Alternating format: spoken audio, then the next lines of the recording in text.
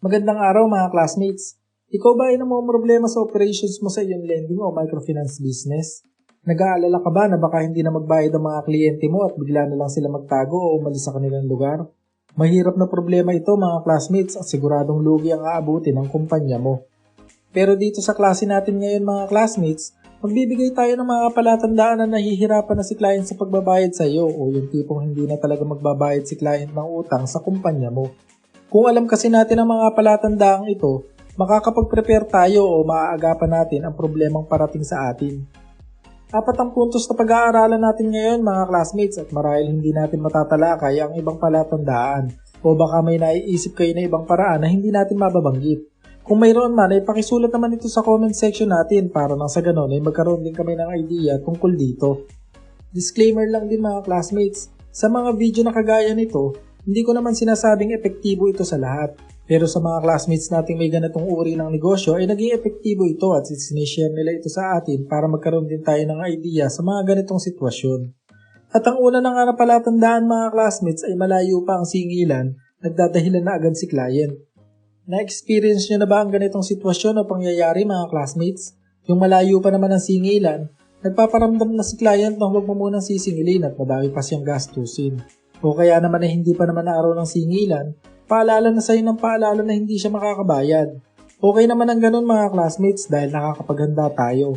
Kaya lang kasi, negative ang effect nito sa opisina natin lalong-lalo na kung hindi naman malaki ang pondo natin o saktuhan lang ang pinapaikot nating pera.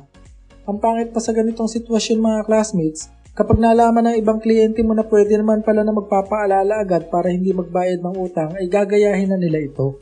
Kaya ang magandang gawin sa ganitong sitwasyon mga classmates, kung sakali na nagpaparamdam o nagsasabi na agad ng kliyente mo na hindi siya magbabayad sa takdang araw ng usapan nyo, pwede mo siyang bisitahin sa bahay nila at alamin mo o i-assess mo ulit ng palihim ang sitwasyon niya. Sa ganitong paraan ay baka matulungan mo pa siya kung totoong may problema. Ang ikalawang palatandaan na posibleng hindi na magbabayad si client ay palaging dumadaing kapag sinisingil ng kolektor. Siguro ay naranasan na ito ng mga kolektor natin. Yung tipong tuwing pupunta kay client, palaging ang daing ay nahihirapan siya magbayad dahil kabi-kabi lang ang problema niya at minsan ay dinidelay pa nung araw na yun ang bayad. Sa mga dumadaing na mga kliyenteng kagaya nito mga classmates, nagbabayad naman sila kaya lang ang strategy ginagawa nila ay minamindset si kolektor na problemado siya para na sa ganun, sa mga susunod na araw na hindi siya magbabayad ng kanyang loan ay maiisip ni kolektor na problemado kasi si client kaya hindi nakabayad. Lumang tugtugin na ang ganito mga classmates.